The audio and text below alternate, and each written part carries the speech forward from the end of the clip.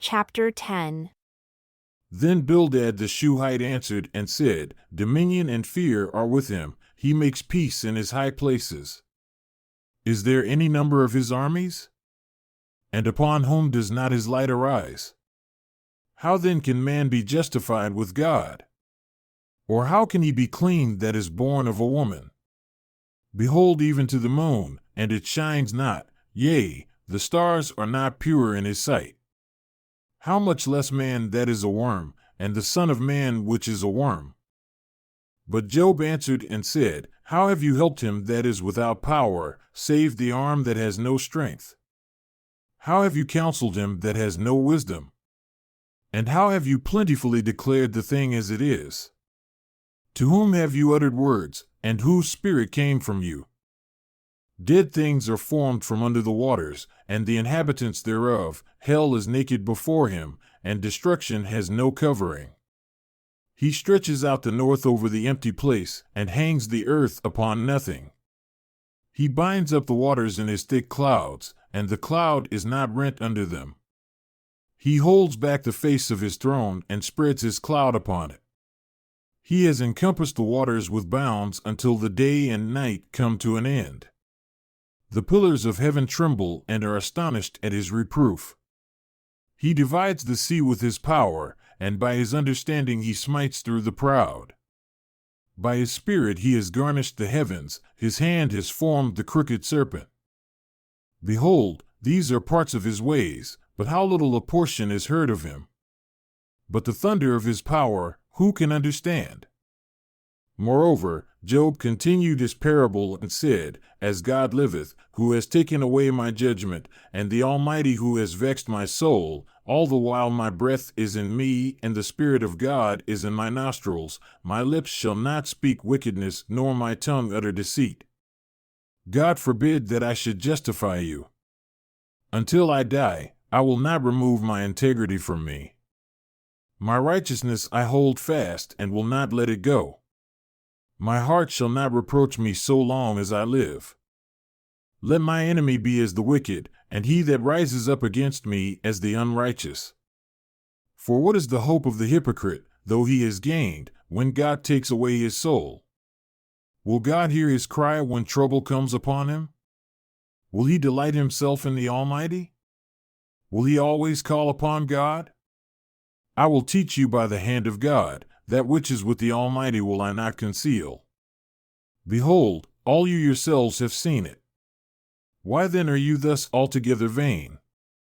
This is the portion of a wicked man with God, and the heritage of oppressors which they shall receive of the Almighty. If his children be multiplied, it is for the sword, and his offspring shall not be satisfied with bread.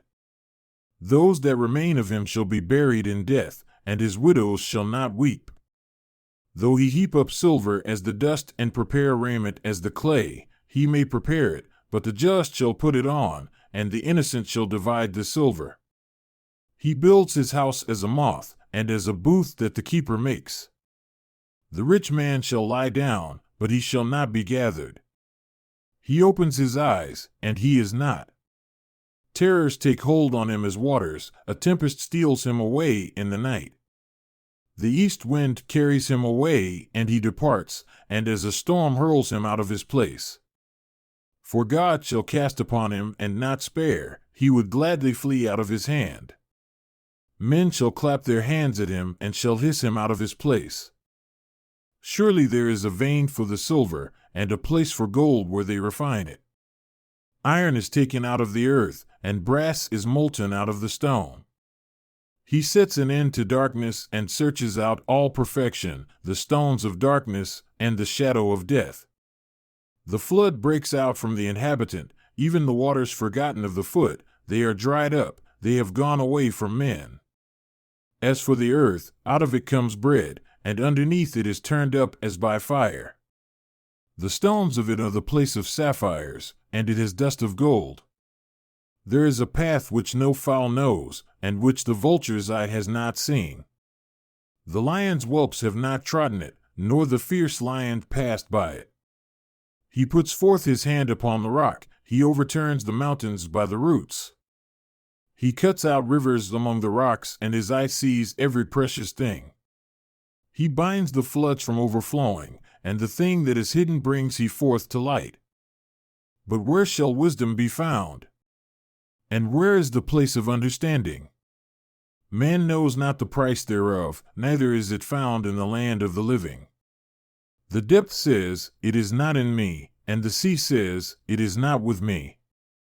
It cannot be gotten for gold, neither shall silver be weighed for the price thereof. It cannot be valued with the gold of Ophir, with the precious onyx, or the sapphire.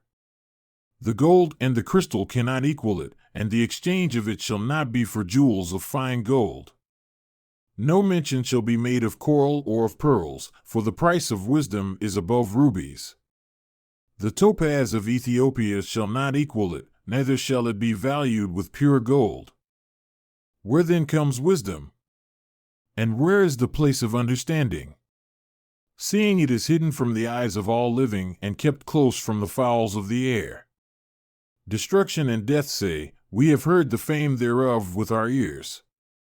God understands the way thereof, and he knows the place thereof, for he looks to the ends of the earth and sees under the whole heaven, to make the weight for the winds, and he weighs the waters by measure. When he made a decree for the rain and a way for the lightning of the thunder, then did he see it and declare it. He prepared it, yea, and searched it out. And unto man he said, "Behold, the fear of the Lord, that is wisdom, and to depart from evil is understanding." Moreover, Job continued his parable and said, "Oh, that I were as in months past, as in the days when God preserved me, when his candle shone upon my head, and when by his light I walked through darkness, as I was in the days of my youth, when the secret of God was upon my tabernacle, when the Almighty was yet with me, when my children were about me, when I washed my steps with butter, and the rock poured me out rivers of oil. When I went out to the gate through the city, when I prepared my seat in the street, the young men saw me and hid themselves, and the aged arose and stood up. The princes refrained from talking and laid their hand on their mouth. The nobles held their peace, and their tongue cleaved to the roof of their mouth. When the ear heard me, then it blessed me, and when the eye saw me, it gave witness to me, because I delivered the poor that cried, and the fatherless, and him that had none to help him. The blessing of him that was ready to perish came upon me, and I caused the widow's heart to sing for joy. I put on righteousness, and it clothed me, my judgment was as a robe and a diadem. I was eyes to the blind, and feet was I to the lame. I was a father to the poor, and the cause which I knew not, I searched out. And I broke the jaws of the wicked, and plucked the spoil out of his teeth. Then I said, I shall die in my nest, and I shall multiply my days as the sand. My root was spread out by the waters, and the dew lay all night upon my branch. My glory was fresh in me, and my bow was renewed in my hand. Unto me men gave ear and waited, and kept silence at my counsel. After my words they spoke not again, and my speech dropped upon them, and they waited for me as for the rain, and they opened their mouth wide as for the spring rain.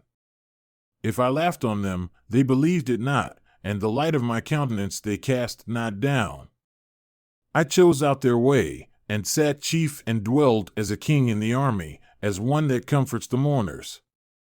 But now they that are younger than I have me in derision, whose fathers I would have disdained to have set with the dogs of my flock. Yea, to what might the strength of their hands profit me, in whom old age was perished? For lack and famine, they were solitary, fleeing into the wilderness in former time, desolate and waste, who cut up mallows by the bushes and juniper roots for their food. They were driven forth from among men. They cried after them as after a thief, to dwell in the cliffs of the valleys, and caves of the earth, and in the rocks. Among the bushes they brayed, under the nettles they were gathered together. They were children of fools, yea, children of base men. They were viler than the earth. And now am I their song, yea, I am their byword. They abhor me, they flee far from me, and refrain not to spit in my face. Because he has loosened my cord and afflicted me, they have also let loose the bridle before me. Upon my right hand rise the youth. They push away my feet, and they raise up against me the ways of their destruction. They mar my path, they set forward my calamity, they have no helper. They came upon me as a wide breaking in of waters. In the desolation they rolled themselves upon me. Terrors are turned upon me. They pursue my soul as the wind, and my welfare passes away as a cloud. And now my soul is poured out upon me, the days of affliction have taken hold upon me. My bones are pierced in me in the night season, and my sinews take no rest. By the great force of my disease is my garment changed, it binds me about as the collar of my coat. He has cast me into the mire, and I have become like dust and ashes. I cry unto you, and you do not hear me. I stand up, and you regard me not. You are become cruel to me. With your strong hand you oppose yourself against me. You lift me up to the wind. You cause me to ride upon it, and dissolve my substance. For I know that you will bring me to death and to the house appointed for all living. Nevertheless, he will not stretch out his hand to the grave, though they cry in his destruction.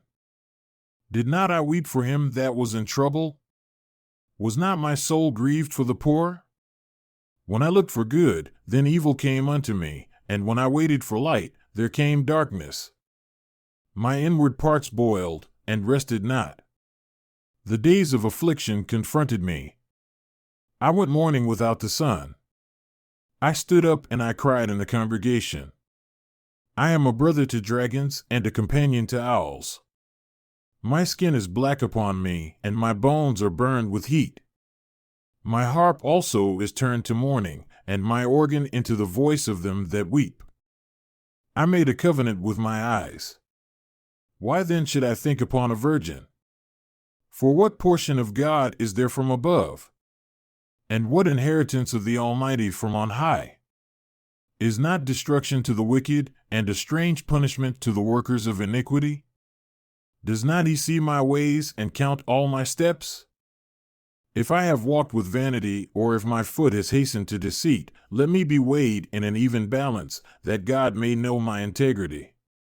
If my step has turned out of the way, and my heart walked after my eyes, and if any blot has cleaved to my hands, then let me sow and let another eat, yea, let my offspring be rooted out. If my heart has been deceived by a woman, or if I have laid wait at my neighbor's door, then let my wife grind unto another, and let others bow down upon her. For this is a heinous crime, yea, it is an iniquity to be punished by the judges, for it is a fire that consumes to destruction, and would root out all my increase. If I did despise the cause of my manservant or of my maidservant when they contended with me, what then shall I do when God rises up? And when he visits, what shall I answer him? Did not he that made me in the womb make him? And did not one fashion us in the womb? If I have withheld the poor from their desire, or have caused the eyes of the widow to fail, or have eaten my morsel myself, alone, and the fatherless has not eaten thereof. For from my youth he was brought up with me as with a father, and I have guided her from my mother's womb. If I have seen any perish for lack of clothing, or any poor without covering, if his loins have not blessed me, and if he were not warmed with the fleece of my sheep, if I have lifted up my hand against the fatherless when I saw my help in the gate, then let my arm fall from my shoulder blade, and my arm be broken from the bone. For destruction from God was a terror to me, and by reason of his highness I could not endure.